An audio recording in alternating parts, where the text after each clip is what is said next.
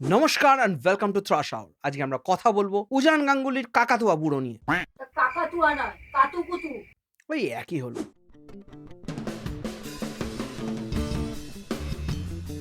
কাতুকুতু বুড়োর রিভিউ শুরু করার আগে একটা জিনিস আমি ক্লিয়ার করে নিই। অনেকেই বলছেন যে আগে পজিটিভস বলতে দেন নেগেটিভস, বা বেশি নেগেটিভসে ফোকাস না করতে। কিন্তু দুঃখের বিষয়, বাংলা সিনেমায় পজিটিভস খুবই কম থাকে, ওই হাতে গোনা 4-5টা। তাই জন্য ওই হাতে গোনা 4-5টা জিনিসকে আমি আগে অ্যাপ্রিসিয়েট করে নিই, দেন আমরা দেখবো যে কাতুকুতু বুড়ো কোথায় ফেল করলো। এই ফিল্মের প্রথম হাইলাইট চুনি গাঙ্গুলির পারফরমেন্স। ওনার খুবই ছোট্ট একটা রোল, বাট সেই রোলে ওনার ভালো কমিক টাইমিং এবং ক্যারেক্টারের রিপ্রেজেন্টেশন, এই দুটো ফিল্মে একটা ইউনিক ফ্লেভার অ্যাড করে। যদিও ওনার ক্যারেক্টারের যে রিপিটেড গ্যাগস, মানে ওনার ভুল প্রভাব বলার যে অভ্যেস, এটা মোটামুটি আপনাকে বাগবানের পরেশ রাওয়ালের ক্যারেক্টারের কথা মনে করাবে, এবং একটা পয়েন্টের পর আপনার মনে হবে যে এই লাইনস গুলো একটু ওভারডান হয়ে গেছে। এই ফিল্মের সেকেন্ড হাইলাইট হলো এর পেসিং। ফিল্মটা টিপিক্যাল বাংলা সিনেমার মতো স্লো নয়, একটু এনার্জেটিক এবং ফাস্ট। বলতে পারেন এটা ইয়াং ক্রাউডকে ডিরেক্ট করে বানানো হয়েছে, which is absolutely a good thing, কারণ বাংলায় ম্যাক্সিমাম সিনেমাই ইয়াং ক্রাউডের জন্য বানানো হয় না। মানে বানানো হয় সেটা একদমই ইয়াং ক্রাউডের জন্য, টিনেজার্স বা ইয়াং অ্যাডাল্টসদের জন্য নয়। থার্ড হচ্ছে এই ফিল্মের ভিএফএক্স সিকোয়েন্স খুবই কম আছে, বাট যেটুকু আছে ওয়ার্কেবল, মানে বাংলা সিনেমা স্ট্যান্ডার্ডে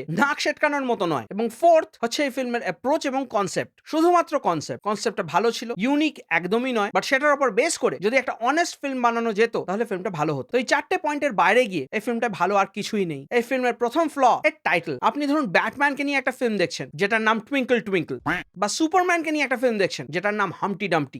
কোথাও টোনালিটি বা থিমের মিসম্যাচ হচ্ছে না, নামটা জাস্টিফাইড লাগছে না। এখানেও ঠিক তাই। কাতুকুতু বুড়ো অ্যাকচুয়ালি সুকুমার রায় একটা কবিতা, সেই কবিতার সাথে এই গল্পের সেরকম কোনো সম্পর্ক নেই। ঠিক যেরকম ম্যাডাম সেনগুপ্ত বেরিয়েছিল, সেই আবোল তাবোল রহস্য। বাঙালি ইন্সপিরেশনের বাইরে আর যেতে পারছে না। বাঙালির প্রত্যেকটা ফিল্ম ট্রিবিউট বা ইন্সপিরেশন, বা নারী চরিত্র বেজায় জটিলের মতো রিমেক। বাঙালি শুধু সুকুমার রায়, সত্যজিৎ রায়, মৃণাল সেন, ঋত্বিক ঘটক, রবীন্দ্রনাথ ঠাকুর, এনাদেরকে ট্রিবিউটই দিতে জানে, নিজস্বতা বলে কিছু নেই। সো এই ফিল্মের টাইটেল একেবারেই অরিজিনাল নয়, এবং ফিল্মের স্টোরির সাথে এর যে রিলেশন সেটাও জোর করে এস্টাবলিশ করা হয়েছে। কনসেপ্টটা ভালো ছিল, কিন্তু কনসেপ্টটাও অরিজিনাল নয়, সেটাতেও আসছি। এই ফিল্মের যে কনসেপ্ট, মানে childhood physical abuse by an elderly person, সেটা ঠিক কয়েক মাস আগে জয়া হাসানের একটা ফিল্ম এসেছিল ওসিডি বলে, তাতে এক্সাক্ট সেম ওয়েতে ট্রিট করা হয়েছে। অলমোস্ট আইডেন্টিক্যাল স্টোরি, ইনফ্যাক্ট কিছু লোকেশনও সিমিলার রয়েছে, কিছু ক্যামেরার অ্যাঙ্গেলসও সিমিলার রয়েছে। কাকতালীয় মেবি, বাট এইটুকু বলতে পারি গল্পের কনসেপ্ট এবং টাইটেল না অরিজিনাল না পুরোপুরি অনেস্ট নয়। কেন সেটাও বলছি। অনেকেই এই ফিল্মটাকে অ্যাপ্রিশিয়েট করছেন এইটা বলে যেটা বেঙ্গলের ফার্স্ট ভিজিল্যান্তে বা super hero film. Then I am extremely sorry to disappoint you, but এটা কোনো সুপার হিরো ফিল্মই না। এই ফিল্মের ট্রেলার, টিজার বা পোস্টার পুরোপুরি মিসলিডিং, একটা ফলস প্রমিস প্রেজেন্ট করে। এটা কোনো সুপার হিরো ফিল্ম না। There is no super hero in this film. ওই একটা বা দুটো ভিএফএক্স শট রয়েছে, যেটাও মোটামুটি ড্রিম সিকোয়েন্স বলতে পারেন। ইনফ্যাক্ট ছবিতে ক্রিয়েটাররা নিজেরাই মক করেছেন গরিবের ব্যাটম্যান বা সস্তার ব্যাটম্যান এরকম একটা ডায়ালগ রেখে। না এটা গরিবের ব্যাটম্যান, না এটা সস্তার ভাবেশ যোশী। এখানে সুপার হিরোর কোনো সুপার পাওয়ার নেই, এবং এই সুপার হিরোর মরাল কম্পাসটাও পুরোপুরি broken. Basically is an out and out killer. নিজের রিভেঞ্জের জন্য সে মানুষকে হত্যা করে। সে না হতে পেরেছে পুরোপুরি ডক্টর জেকেল বা মিস্টার হাইড। নানান জায়গা থেকে কনসেপ্ট জুড়ে জুড়ে বানানো। উজান গাঙ্গুলিকে দেখেই বোঝা যাচ্ছে he has studied too much, খুব বেশি ফিল্ম নিয়ে পড়াশোনা করেছেন, ওই জন্য সবকিছুই জুড়ে বানিয়েছেন। The entire film is a Frankenstein's monster. একটা পার্সেন্টের মধ্যে অরিজিনাল কিছু নেই, এবং খুব বেশি পেছনে আপনাকে যেতে হবে না। এই ফিল্মের ব্যাকগ্রাউন্ড স্কোর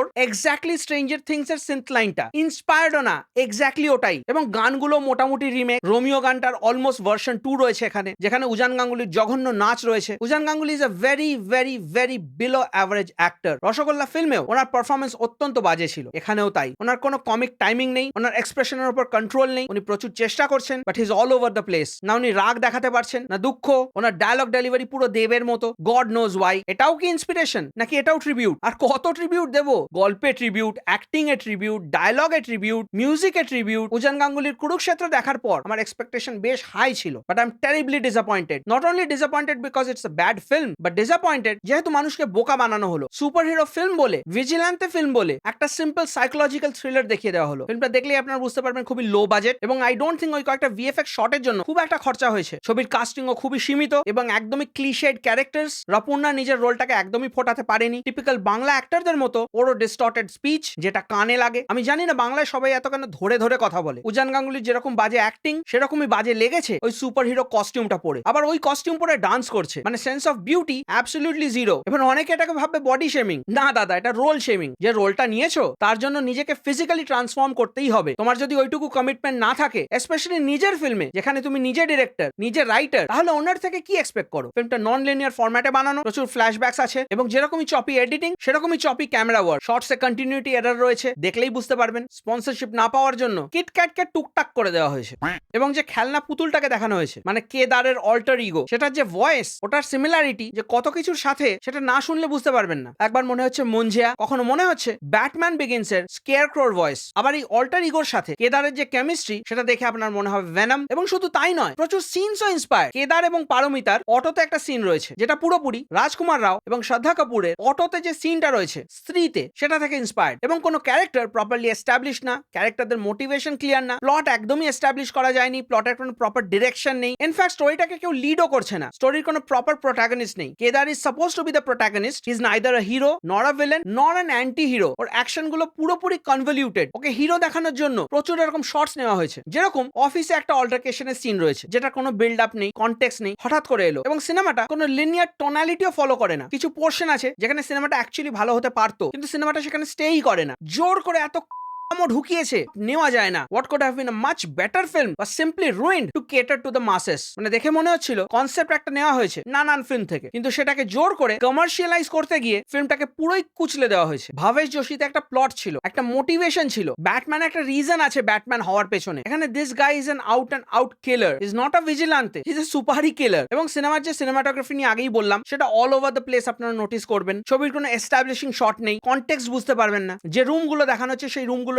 আউটডোর নেই, কোনো জানলা নেই, বাইরেটা দেখতে পারছেন না। অফিসের মধ্যে হাতে গোনা লোকজন, একটা অফিসে অত ঝামেলা হয়ে গেল, সেখানেই পারমিতা আবার কাজ করতে ফেরত যাচ্ছে। Makes no sense. কেদার এতগুলো খুন করছে অথচ ঘুরে বেড়াচ্ছে। একটা ক্রাইম সিনকে জ্যানিটার মুছে দিচ্ছে, ক্রাইম সিনকে মার্ক করা হচ্ছে না। মানে কোনো হোমওয়ার্ক করা হয়নি স্টোরিটার পেছনে। প্লটটা নিজের জালেই জড়াতে জড়াতে পুরোপুরি কনফিউজ হয়ে যায়। না এটা মেন্টাল প্রবলেমটাকে দেখাতে পেরেছে, না চাইল্ডহুড ট্রমাটাকে এক্সপ্লোর করতে পেরেছে, না ডক্টর পেশেন্টের রিলেশনশিপ এস্টাবলিশ করতে পেরেছে, না একটা কোর্টরুম ড্রামাকে দেখাতে পেরেছে। ফিল্মে একটা কোর্টরুম পোর্শনও আছে যেটা অত্যন্ত হাস্যকর। সোহিনী সেনগুপ্ত জাজ হয়েছেন, আর কিছু বললাম না। জাজকে কাতুকুতু দেয়নি, এটাই অনেক।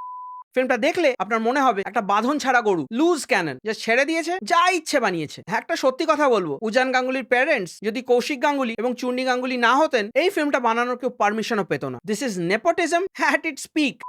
ছবিতে কোনো টেনশন নেই, সাসপেন্স নেই, থ্রিল নেই, এবং ওভারঅল পুরো ফিল্মটা খুব বাজে মেসেজও সেন্ড করে। যদিও ফিল্মটা একেবারে বোরিং নয়, বাট তাও প্রচুর গান, আননেসেসারি গান। বেসিক্যালি একটা love story with a tragic past, ব্যাস এইটুকুই ফিল্মটা। সুপার হিরোর কোনো কনসেপ্ট নেই। কেউ যদি এসে বলে বেঙ্গলের ফার্স্ট সুপার হিরো ফিল্ম, একটু ছাপোর্ট করুন, দাদা এটা সুপার হিরো ফিল্মই না। এই মিথ্যে ভাটগুলো অন্য কোথাও দেবেন। একটা পদের ডায়লগ নেই ফিল্মে, ডায়লগ গুলো রিফারবিশড, মানে ডায়লগ যে রিমেক হয়, এটা এই ফিল্মটা দেখলে আপনারা বুঝতে পারবেন। ফার্স্ট হাফ একটা প্রমিস নিয়ে শুরু হয়, সেকেন্ড হাফ অন্য জিনিস দেখায়। ইনফ্যাক্ট শুধু স্ট্রেঞ্জার থিংস থেকে নয়, টিম বার্টনের ব্যাটম্যান থেকেও থিম রিউজ করা হয়েছে। ক্লাইম্যাক্সের যে ফাইট সিকোয়েন্স, যেটা একটা বহুতলে শুট করা হয়েছে, সেখানে একটা মানুষ বারান্দা দিয়ে ঝুলছে, জাস্ট টপটুকু নেওয়া হয়েছে, তলাটা দেখানোই হয়নি, বাজেট ছিল না। মানুষটা ঝুলছে বিকজ তাকে বেকে শুট করা হচ্ছে, সে অ্যাকচুয়ালি ঝুলছে কিনা আপনারা দেখতে পাচ্ছেন না। এতটাই ক্লোজ আপ নেওয়া হয়েছে যে আমি ইন্দ্রদীপ দাশগুপ্তকে চিনতেই পারছি না। পারলে ক্যামেরা মুখের ভেতরেই ঢুকিয়ে দেবে। এবং পোস্ট ক্লাইম্যাক্স একটা সিন রয়েছে, একটা অ্যাক্সিডেন্ট সিন, যেটা নিউ টাউনের মতো জায়গায় শুট করা হয়েছে, ওই বিশ্ব বাংলা গেটের সামনে। ওখানে অ্যাক্সিডেন্ট হয়ে গেছে, ক্যামেরায় আমরা দেখতে পাচ্ছি পাশেই পুলিশ রয়েছে, একটা লোকও এলো না। এবং ওই সিনটা বোধহয় 10 মিনিট ধরে চললো উইদাউট এনি রেজলিউশন। সেখানে গালে গ্লাস ঢুকে রয়েছে, হাত বোলাচ্ছে, বোঝা যাচ্ছে ওটা প্লাস্টিক। হাই অন্য লেভেলের কাজ এটা। এর চেয়ে আমি শক্তিমান দেখবো,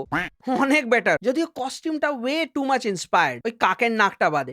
তাই জন্য আমি কাতুকুতু বুড়োকে 0.5 দেবো আউট অফ 10। তো যাই হোক, এই ছিল আমার ভিউজ এন্ড ওপিনিয়ন্স অন কাতুকুতু বুড়ো। আপনাদের যদি আজকের এই ভিডিওটা ভালো লেগে থাকে, তাহলে একটা লাইক, শেয়ার আর সাবস্ক্রাইব করে দেবেন। আপনাদের কোনো মতামত, সাজেশন বা ওপিনিয়ন থাকলে কমেন্ট সেকশনে নিশ্চয়ই জানাবেন। You can follow me on Instagram, Twitter and Facebook. আপনারা দেখছেন থ্রাশ আওয়ার। আমি আপনাদের হোস্ট টম থ্রাশ, এবং দেখা হচ্ছে পরের ভিডিওতে।